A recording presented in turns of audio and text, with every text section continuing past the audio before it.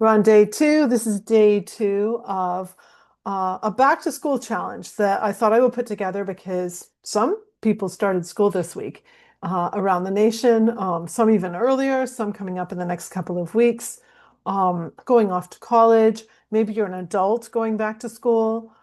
Maybe you have young children going to back to school. August tends to be a time when even if you're not going back to school, you may actually feel a little heightened during this month because for years, all the time you were in school, um, you developed a pattern of getting a little nervous before school started, whether that was nervous for social reasons or performance reasons. Maybe you didn't test well. Maybe you weren't a very good student, or maybe you were an overachiever and you wanted to be so perfect.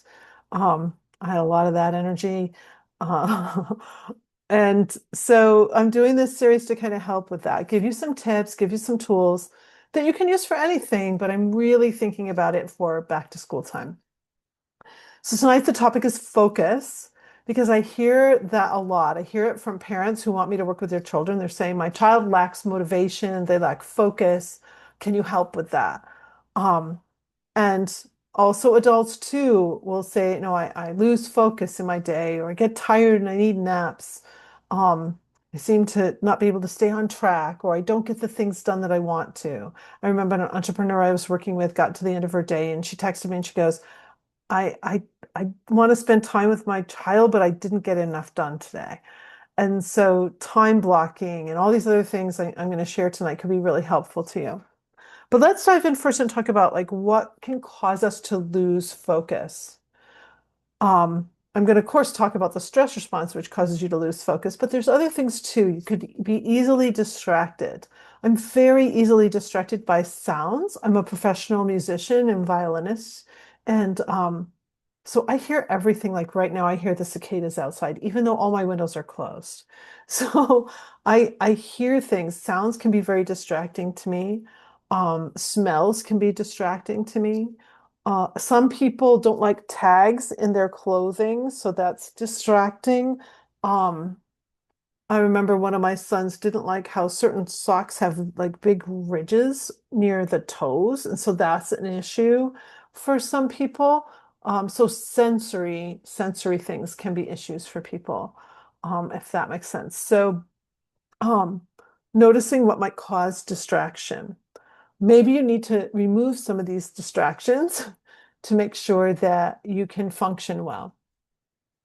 Um, the other things that seem to interfere with focus that I notice are worries. So I call this negative fake worry. We'll be worrying about something that's happening in the future or beating ourselves up about something happened in the past, but we're missing the present moment. So any sort of worrying about what's happening next. For example, if you're in math class, but you're worried about your Spanish test later, then that can be a real issue. And so you're not focused on math class right now. Your mind is spinning on what's going to happen later. Or if you're a student athlete or a performer, you have a big competition or a concert that night, and you're thinking about that instead of being present in the classroom. So some of the tools I'm going to teach tonight, if you start to employ them, you're going to be more present in the moment in each one of your classes. So you're going to take in more information. It's going to really lodge in your hippocampus. And then later on, you won't need to study so hard. So your homework time and your studying time will probably be reduced so that you have more time for some other activities, whether that's extracurriculars or just plain fun. We used to have a lot of fun when I was a kid. Spent almost every night skating at the park across the street. So it's like, watch the worry, watch the worry. The other two things that I've written down here when I was thinking about this are judgments and comparisons. So we can lose focus about what we're doing. We lose focus of our mission for the hour or the day. When we're worried that other people are judging us, or we compare ourselves to others, or we have our own self-judgments on ourselves. Do you ever do that to yourself? Like you sometimes feel like you're your own worst enemy because you're always comparing yourself to everybody else and feeling like you fall short. Um, was just talking with a client, and this is an adult client, and it's like we get almost criticized for being too much. I've had that criticism shot at me before. And sometimes when you're in leadership positions and you're just really going for things, um, people aren't used to that kind of energy, that level of energy. So judgments, comparisons, I go backwards now, worries, distractions. Those are things that I see that can pull focus from what we're trying to accomplish and do. Um, so let's get into some tools that could be helpful for that for you. So the number one tool I have to really help you stay focused in the moment and on task is called the double yellow line. So the double yellow line is, if you imagine like driving down a road, a double yellow line means you're not supposed to pass. You're supposed to stay in your lane. If you were to pass, you may be dodging traffic coming the other way. So you're supposed to stay in your lane because it's safer that way, but you also get where you're going faster. So double yellow line, if you can imagine your lineup for the day, whatever your agenda is for the day, if you can imagine setting a couple of double yellow lines around each one of these items. So if it's math class, here's math class. It's got two sets of double yellow lines around it, which means whatever happened before math class and whatever happens after math class, that's getting out of your lane. We're just going to stay right here for the moment. So double yellow line, I double yellow line the activities of my day so that I'm just focused in the moment and able to pay attention. And when I feel my mind starting to drift, either for one of those things I just shared about, or just because I have something else coming up, or maybe I'm just daydreaming, I imagine those double yellow lines coming down saying, nope, I got to stay in my lane here. Then I'm going to have time later to actually do the things I want to do because I'll be so much more productive if I just stay focused right in this moment.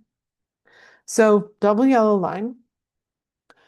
Next tool I want to share. Oh, wait, I should share how you can also use the double yellow line because there's a couple ways you can use it. I had a young student athlete that had Olympic dreams. And so their goal was to actually go to the Olympics. They painted the Olympic rings on their wall and they put two sets of double yellow lines. In the middle of the double yellow lines, they put the things that were going to get them to the Olympics. And outside the double yellow lines were things that would take them away from going. Simple example, how much Halloween candy are you going to eat on Halloween if you're headed to the Olympics? This is a young person, so that was a big deal. So you can take just any sheet of paper and put your goal at the top of it and put two sets of double yellow lines and just list all the things, all the strategies, all the resources, everything that could help you get to that goal. And then what takes you out of that goal? What's not going to be helpful? With my teen clients, some of the things that aren't going to be helpful is peer pressure, people wanting them to smoke or drink or do things that they don't really want to do because they're focused on this, like this is their goal.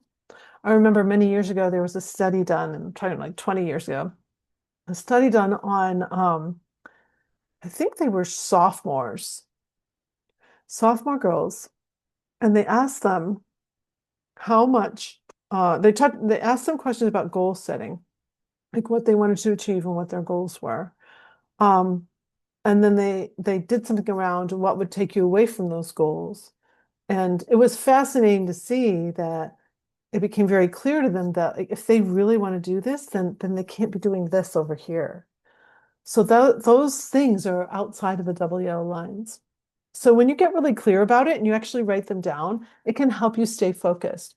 And if you are in those middle school or high school or even elementary school today, I hear stories, especially out of states that have legalized marijuana, that we have elementary school students getting involved in gummies and smoking and at really young ages. And so making those decisions and having some guidance with that, but also like when it comes from the self, like this is what I want to do, that's super powerful. Those things are distractions. They take us out of where we really want to go. Sometimes friend sets have to change, and that can be really challenging too. So WL line, there's another way you can use this WL line. This comes from another student. This student was 15 and they developed this on their own. It was our last coaching session together. They had a big smile on their face and they had achieved their academic goals that we were working on together, like really achieved them. So they were thrilled about that. But then they said, well, I want to tell you how I'm using the WL line. So I said, oh, tell me. So they take a piece of paper, they draw a circle. You don't need to draw a circle, but this person did. And then he drew the WL line down the middle of the circle. On one side, he wrote down his chores and homework for the day. So he did this every day when he came home from school. On the other side, he wrote his fun. So go to the rec center, play basketball, play video games with so and so. Like, what was his fun? And so I asked him, how much time are you spending on either half of this circle that you've drawn? And he goes, oh, it's about 60-40, 60%. And I go, oh, so 60% homework and chores. He goes, actually, no, it's 40% and 60% fun. I'm like, wow, that's amazing. And he goes, yeah. But before pressure free, this is what he said to me. Before pressure free, it was 95-5. And some nights I didn't get to play at all. And it was because he told me this, because he spent most of his afternoon and evening arguing with his parents about doing his homework and chores. So all the time was getting taken up in these altercations because he was falling so behind in school. And so he wasn't getting any of the work done, not the homework, not the chores. And so then he didn't have any time for fun. And so he reversed that all out. He came up with this cool idea. So there's three ways you can use WL line in between or WL lines around all of the things in your day. So you stay focused in there. You imagine seeing those WL lines when you start to drift. So you stay in. Here's your goal, WL lines, what gets you to your goal, what doesn't. And then the circle with the WL line in the middle, what do you need to get done in this time block, whatever time block you have, and what do you want to do for fun? And I don't think we put enough emphasis on fun. And I would also qualify it by asking some questions like, what can I do that's fun with my student if you're a parent, or opposite? If you're a student watching this, what can I do that's fun with my parent? I don't think we have enough fun today. Like I had so much fun with my kids throughout their growing up, and I still do. We do a ton of fun things. Um, and I love it when they initiate, like they call and say, "Hey, do you want to go play tennis?" Or "Hey, do you want to, can I come over for dinner? Let's play cards." Like we have fun. And so I think we need to interject a little more fun. And if we can get more effective in our days, then we'll have more time for fun, which is one of the things that pressure-free living can do for you. So getting to pressure-free living, let's close out. Let me see. Oh no, I have one more tool I want to share with you. This is super cool. This tool is a little hard to explain. I just explained it to a client, so I should be primed and ready to go. But I got first, the source of this tool is a book called The Science of Being Rich by Wallace Wattles. And he wrote this trilogy called The Science of Success. So this is one of the books within the trilogy, written in the early 1900s. So in this book, it was talking about how if you contribute instead of compete, you will expand faster, you'll be promoted, you'll move faster. But if you're in a competitive mode, that won't work as well. So I deeply reflected on that, and this is what I've come to understand. When we're in a competitive mode, there can be a lot of tension around that.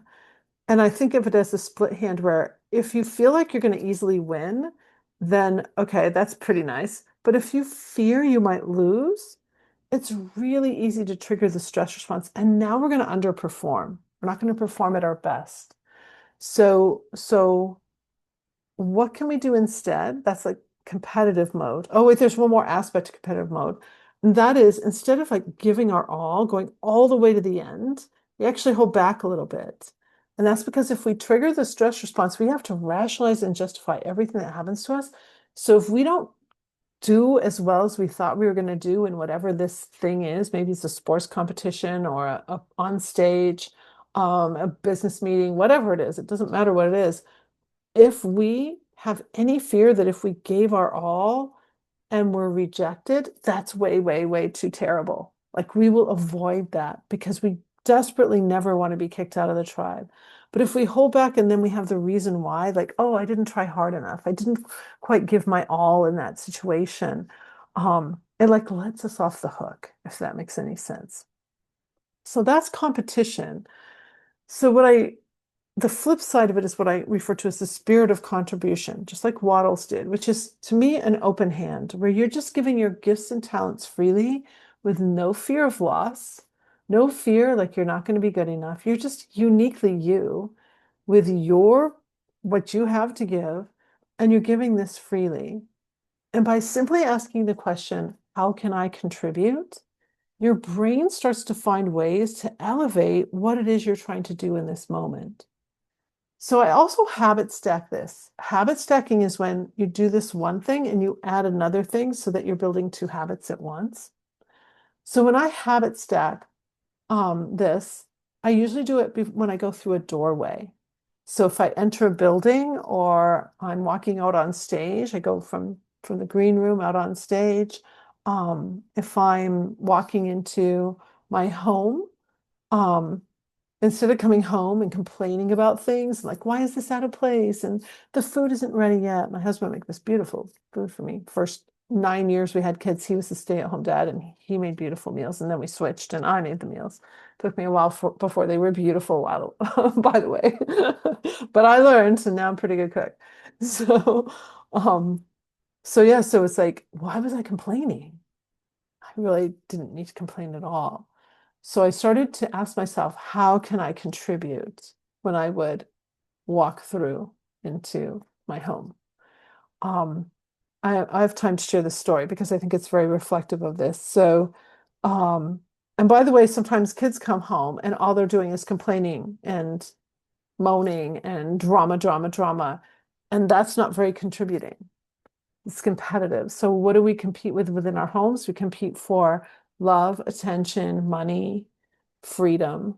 If we compete for things right within our own homes, as well as out in the world, at school and at work. So true story.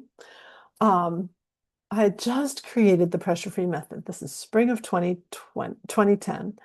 And I was using it on myself.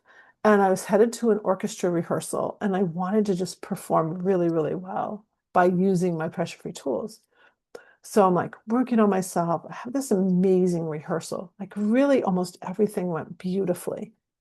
So I knew that when I got back home, I'd get home about 10:30, that I had some emails I needed to send out. And back then, I worked on our family computer to run my business. So it's in the dining room. But I'm like, oh, everyone will be asleep. It'll be dark. I'll come in, I'll do my emails, and then I'll get myself to bed. So I pull up to my house. Every light in the house is blazing, which means no one's asleep. I walk in and the television is blaring the Stanley Cup. My two older boys are high school boys. Their laptops are open and they're working on homework while they watch the game. My youngest is on the computer I want to use playing some game. And prior to this, I had to leave early to go to rehearsal and I had held off dinner for baseball practices. So I didn't do the dishes and I asked if they would do the cleanup, my husband and my kids. And they said, yeah, yeah, we've got it. I walked into the kitchen and the dishes aren't done. Well, I just went ballistic. I was totally not pressure free. I threw on my apron. My husband's like, honey, we got this. And I'm like, obviously not. I was so terrible, by the way. And so then I said, and William hasn't even had a shower yet. He's only 10, right? And then he's in the other room and starts crying a little bit because I've yelled, right? And the other boys come and go, Mom, you made William cry. Like it was a crap show. And so that was that night. Took forever for everybody to get to bed. No one was in a good mood. In the morning, people were cranky. Fast forward, I had the same scenario play out. But this time when I got home, it's like now it's like fall. I've really mastered pressure free a lot more, right? So I came home, all the lights were blazing. I just went and took my shower and I went up and I read my book and I fell asleep. And I didn't worry about when everybody else was going to sleep, even though it was a school night and I got home around 10:30. Everyone else did their thing in the morning. Everything was clean. The dining room was clean. The kitchen was clean. It was all beautiful. And everybody was happy. Everyone woke up when they needed to wake up. And that was a huge lesson for me. A huge lesson for me because I realized that I was triggering my family. Okay. So that made it hard for them to go to sleep, tired when they woke up. And it was because I was being insistent on having things done the way I wanted them to be done. Whereas they took care of everything when I stood back and got quiet and just took care of me that night. So I share that story because to me, I was stepping across the threshold and truly contributing. They didn't need my help to do the kitchen cleanup. Totally capable, and they wanted to do it. So it's fascinating to take a look at that. This might be really helpful for you to just reflect on for yourself. Like, where are you inserting yourself or you really don't need to be? Um, so spirit of contribution, how can I contribute?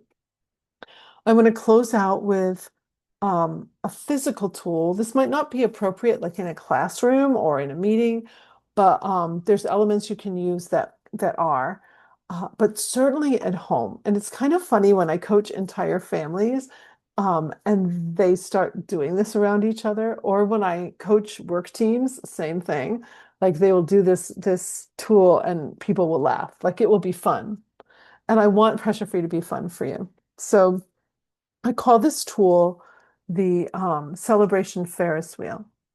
And like all of the tools that I teach you, you want to use these tools when the first moment that you feel any mental or physical tension, anytime you start to feel angry or annoyed, anxious or afraid, ashamed or argumentative, that's when you want to use these tools. You want to interrupt those feelings so you don't release the stress response. And all these hormones are going to mess you up and cause you to instantly be unfocused in your brain. This whole area of your brain is going to shut down, which is what causes test anxiety. Can't remember. That's because you're not supposed to remember when you're in fight or flight. You're just supposed to react. And so it's a very different thing going on here in the brain. All right, so this tool is called the Celebration Ferris wheel. And if you don't like Ferris wheels, you can do a 3-point shot like in basketball. But the point is to do an unusual motion that you don't typically do. So I imagine this pretty little Ferris wheel right in front of my face. And with this pretty little Ferris wheel, I can just grab a car and push it and it starts to spin. So this spinning motion here of the Ferris wheel is a representation of your energy, of your life force. It's like you just gave yourself beautiful life by interrupting that stress response. You get to stay focused. You get to test well. You get to have less social anxiety. You get to show up as authentically you and not your stressed out you. So imagine this little Ferris wheel and just push it. Do it with me now. So like push up like this. Okay, so now do it again. And this time push, leave your arms in the air and bring your arms down. I'm going to run into my wall here. Bring your arms down over to your sides. And you'll notice that if you didn't move this, like your ribs went up. So do it again. Like you push up and instantly we lift our ribs up away from our waist, from our hips and our waist. So when you do that, it's like you're getting up and over your problem. So you're improving your posture when you push up like this. So we're celebrating. Even if you notice the trigger and you were too late, I still want you to celebrate. So you're pushing up like this. It's very silly too, so hopefully you smile. And when you smile, you release these neurochemicals in your brain that keep this working for you. So it's got a lot of elements to it, this one little tool. But the celebration is important because it can take a while, which is why people come in and work with me. It can take a while to identify all these triggers and figure out what's causing you to trigger the stress response and release these hormones. And so So I really encourage you to have fun with it and to celebrate every little tiny win. One of my triggers, by the way, in my old house, not in this condo, I have different triggers here. But in my old house in Battle Creek, Michigan, the house was built in 1929. It was like an old English cottage, like set in the ground so beautifully. But the everything was original. The door stuck on humid days, the front door. So I'd have to put my violin and groceries down and pull the handle to turn the key, right? And it's just because the house is settled. It didn't have anything to do with the lock. I tried different locks. And so having that issue, when I realized all that not just being angry and anxious caused the stress response, but also feeling annoyed, I realized that every single time I was approaching my door, I was already annoyed that I would have to see if it was sticking before I even touched it. So I realized, like, oh my gosh, I'm not just triggering once, but twice, because once thinking about it, and then twice when I got to the door. So I would use a series of tools. I would smile. Sometimes I'd go like this before I'd grab the handle. So I do this, but I often would just lift my ribs and stay up. And I'd say to myself, stay up. That's a slogan tool. Stay up over this problem. There's no reason to trigger fight or flight here. Not for a door that's sticking. Does that make sense? It's like, oh my goodness. So, um, so yesterday, last night in my series, if you didn't see yesterday's, go ahead down my feed, you'll find it there. But yesterday I talked about how the first part of your day is really a great time to be looking to see, okay, so what am I triggering over? How am I starting my day? And so I want you to continue that because you're probably going to have what I call eye-opening moments. It's like, oh, I had no idea the sound of my alarm caused me to trigger. Or I had no idea that if one car is parked behind the other in the driveway, that that's a trigger for me. Like you're just going to see these things. And every time you see it is truly a celebration because if we can't see it and we can't acknowledge it, we don't even know it's working on us. Does that make sense? Like that's powerful. If we can't see it and we don't know, then we just keep overreacting and overreacting and nothing stops it. And it's harming us in every way. And um, so watch that first part of the morning and now also watch that time at night too from like 5 p.m. on. Because that's another time when there can be a minefield of triggers. Even just watching the news can be a trigger, or complaining can be a trigger. So if there's someone in the family that does a lot of complaining, that can be a real trigger for the whole family. I love to say that misery doesn't just love company, it demands it. If someone's not feeling well or is miserable, typically, if they don't isolate, they want someone else to be in the negative feeling with them and it's not helpful to be there. So watch some of that because that can cause you to trigger too. Now the whole family is triggered. Um, so that's what I have for you tonight. Like really noticing how much focus can improve when we don't trigger those hormones. It's huge. It's really, really amazing. Tomorrow night, I'm going to go deeper onto focus with ADHD, ADD, GAD, general anxiety disorder, if you've been diagnosed, or even if you just feel like you have too much anxiety, tomorrow night's going to be powerful for you. Um, but today I just want to do a little bit about focus for you. Hopefully some of these tools are going to be fun for you to use. I have over 50 tools that I teach my clients. Everybody is unique and different. And there's so many ways that we can interrupt that stress response.